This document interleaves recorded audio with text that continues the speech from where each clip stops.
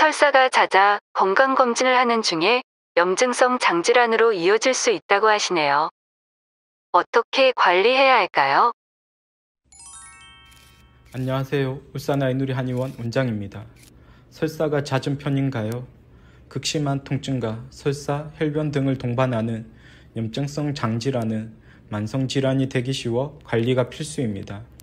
오늘은 염증성 장질환의 원인과 치료, 관리법에 대해 자세히 알려드리겠습니다. 괜찮은 듯 하다가 음식이나 환경이 바뀌고 스트레스를 받으면 여지없이 복통과 설사를 하시나요? 막연하게 과민성 대장증후군 같아 조심하고 있지만 원인도 모르고 해결 방법도 없었다면 크론병 같은 염증성 장질환인지 점검해야 합니다. 염증성 장질환은 일종의 자가면역 질환입니다. 장의 점막의 외부 물질로 오인해 염증 반응이 나타나는 것이죠. 입부터 항문까지 소화기에 염증이 생기는 크론병과 대장에만 염증이 발생하는 궤양성 대장염이 있는데 최근 20년간 크론병 환자 수가 10배 이상 급증했습니다.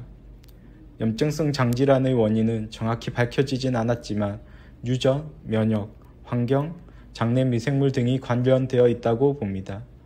환경 요인에는 식습관, 흡연, 스트레스 등이 꼽힙니다. 각 요인들이 복합적으로 작용하여 발생합니다. 염증성 장질환은 만성적이지만 일시적으로 증상이 나타났다가 한동안 증상이 없는 안정기를 반복합니다. 주요 증상은 묽은 설사, 혈변이나 점액변, 복통과 잔변감, 기운이 처지고 식욕부진, 미열, 합병증에 의한 고열과 오한 등이 있을 수 있습니다.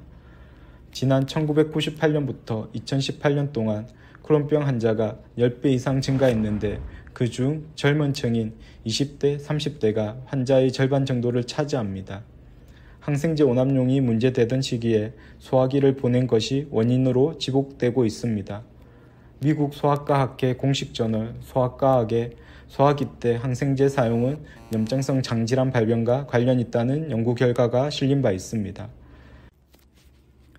염증성 장질환은 생활 속에서 꾸준히 관리하는 것이 필요합니다. 섭유소가 적고 부드러운 음식을 섭취해야 합니다.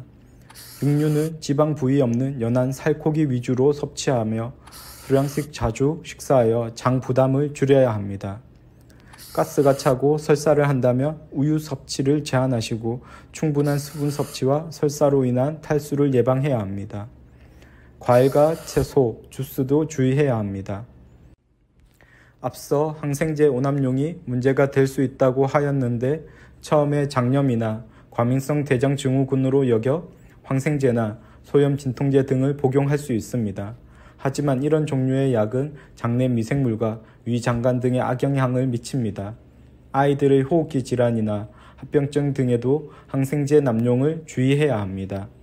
한의학에서는 1:1 맞춤 처방과 뜸, 침, 마사지 등의 한방요법으로 소화기 면역을 정진시키고 잦은 배앓이, 설사 등 주요 증상을 완화시킵니다.